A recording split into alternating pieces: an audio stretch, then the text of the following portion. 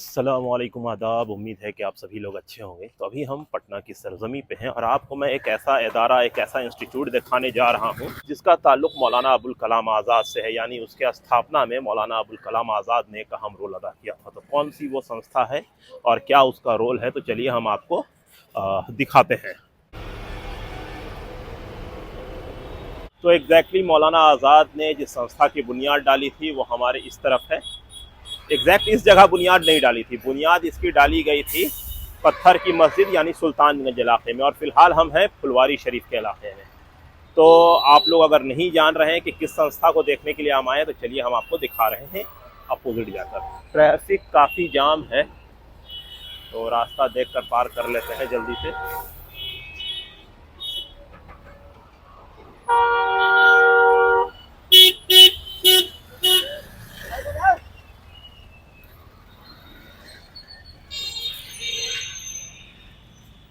तो अभी हम इमारत शरिया के कैंपस के अंदर हैं। तो ये पिछला हिस्सा है। तो इमारत शरिया की जो बुनियाद पड़ी है वो साल 1921 में पटना के पत्थर की मस्जिद में मौलाना अबुल कलाम आज़ाद की सदारत में, और उसमें मेहमान खुसूसी थे वो मौलाना आज़ाद सुबहानी साहब थे, और इस पूरी प्रोग्राम की सरपरस्ती कर रहे थे मौलाना अबुल मोहसिन मोहम्मद सज्जाद साहब, जिन्हें इमारत शरिया का फाउंडर भी माना जाता है। तो उन्हीं की वजह कर इमारत शरिया वजूद में आई, और इमारत शरिया आज 100 साल से भी ज़्यादा पुरानी संस्था हो चुकी है। आज इमारत शरिया का कई काम है, लेकिन आज से 100 साल पहले जब यह अदारा बना था तो इसका एक अहम मकसद भारत की आज़ादी भी थी। यानी हिंदुस्तान को आज़ाद करवाना उनका एक अहम मकसद और फरीज़ा था। यही वजह है कि यहाँ से जुड़े हुए कई लोग जेल में भी गए, जिन्होंने जंग आज़ादी में अलग अलग दौर में हिस्सा लिया। तो इसकी जो कहानी है हम आपको आगे भी बताएंगे। तो चलिए हम आपको और दिगर कई इलाके में लेकर चलते हैं, चीज़ें दिखाते हैं। ये 1925 का एडिशन है इमारत का। इमारत शरिया से निकलने वाला अखबार है, जिसे आप देख सकते हैं। इमारत, इसके जो मुदीर हैं यानी एडिटर सैयद मोहम्मद उस्मान गनी साहब हैं। और ये देखें, इसमें लिखा हुआ है मकासिद जरीदा इमारत, यानी इमारत निकालने का मकसद क्या है। फुलवारी शरीफ से ये निकल रहा है 1343 हिजरी, यानी 1925 का दौर है फुलवारी शरीफ पटना से। तो ये इसका नंबर 1 ये है, मतलब पहला एडिशन इसका यही है। तो 1930 की दहाई में अंग्रेज़ों ने इस पर पाबंदी लगा दी थी इमारत पे, जिसके बाद इसके एडिटर मौलाना उस्मान गनी साहब को अरेस्ट किया गया था। और इसके बाद जो अखबार निकला उसका नाम है नकीब, ये नीचे में है, उसे भी मैं आपको दिखाऊंगा। तो ये 1925 का ये पहला एडिशन है, और यही अखबार लाल किले में भी लगा हुआ है म्यूज़ियम के अंदर।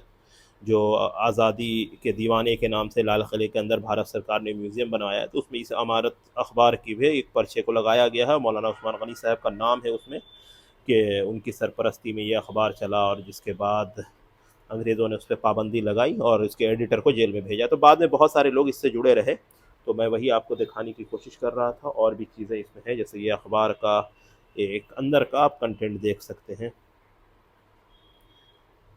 इमारत रिलीफ,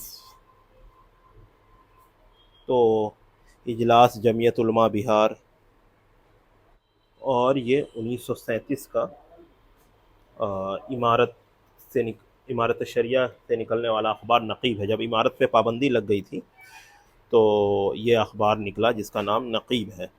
ये भी देखिए, फुलवारी शरीफ पटना से निकल रहा है, और इसके जो एडिटर हैं उसका नाम क्या है, फ़िलहाल मैं अभी पढ़ नहीं पा रहा हूँ, कहीं पे लिखा हुआ होगा। तो फ़िलहाल आप ये देख सकते हैं, ये 1937 का अखबार है, और नीचे में 1946 का।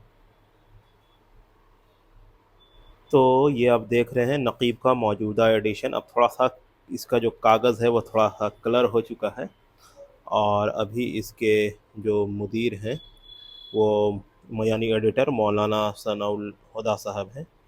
तो सेम ये है, अब इसमें इसका जो रंग है, रौनक है, वो थोड़ा सा बदल गया है। तो जैसा मैंने नकीब का ये आपको लेटेस्ट एडिशन दिखाया, इसके अलावा ये पुराना एडिशन आप यहाँ पे देख सकते हैं नकीब का। बिहार की अक़लियत की हिफाजत का हल, ये एक आर्टिकल है मौलाना अब्दुल समद रहमानी साहब का लिखा हुआ, 1947 का है, मार्च के महीने का। और यही महीना है जब महात्मा गांधी बिहार आए हैं। और इसके अलावा मैंने आपको यहाँ पर दिखाया एक अखबार 1925 का जो इमारत के नाम से है, जिस पे अंग्रेज़ों ने पाबंदी आयद कर दी थी। तो ये भी देखें फुलवारी शरीफ से शाये हुआ है 1343 हिजरी, यानी वक्त के साथ इसमें जैसे हिजरी कैलेंडर यूज़ हो रहा है, बाद के जो कैलेंडर हैं, बाद में जो अखबार है उसमें जो कैलेंडर यूज़ हो रहा है उसमें थोड़ी सी चेंजिंग की गई है, यानी यहाँ पे हिजरी के साथ साथ मौजूदा यानी जो जॉर्जियन कैलेंडर है उसका भी इस्तेमाल हो रहा है।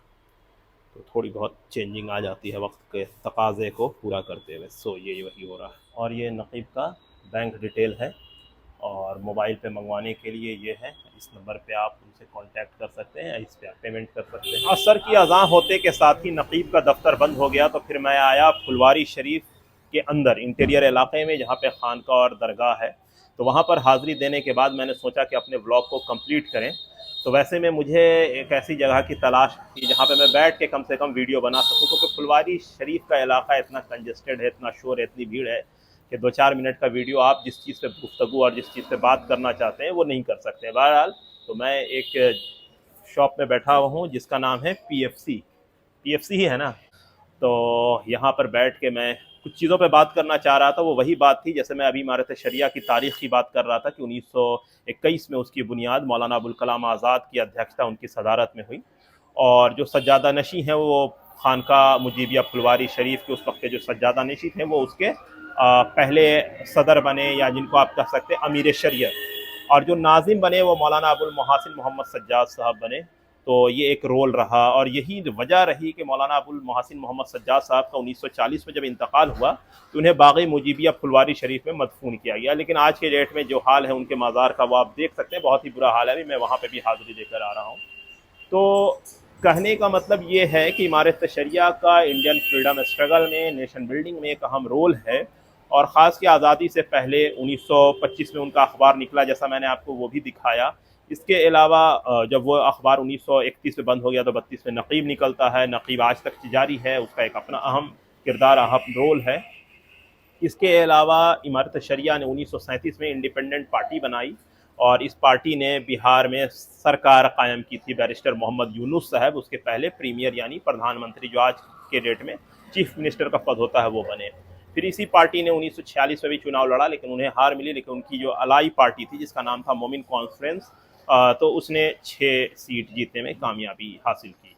तो ये सारे अलाई थे, आपस में मिलकर काम कर रहे थे। तो इन लोगों का नेशन बिल्डिंग एक अहम रोल है। तो मैं फुलवारी शरीफ आया, और ख़ास के मैंने सोचा कि मौलाना अबुल कलाम आज़ाद को जब हम याद करते हैं तो उनसे जुड़ी एक अहम संस्था जो पटना में मौजूद है उसके ऊपर भी थोड़ी गुफ्तगू हो, उसके ऊपर भी थोड़ी बात हो।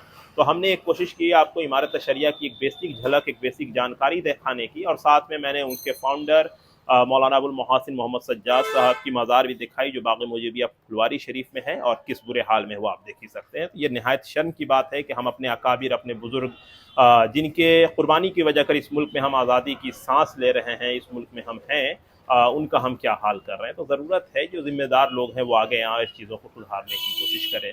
तो एक कोशिश थी हमारी कि हम एक वीडियो बना के आपके बीच में एक बेसिक जानकारी रख सकें। तो उम्मीद है कि आपको हमारा ये वीडियो पसंद आया होगा। दें हमारी इजाज़त। बहुत बहुत शुक्रिया। खुदा हाफिज़।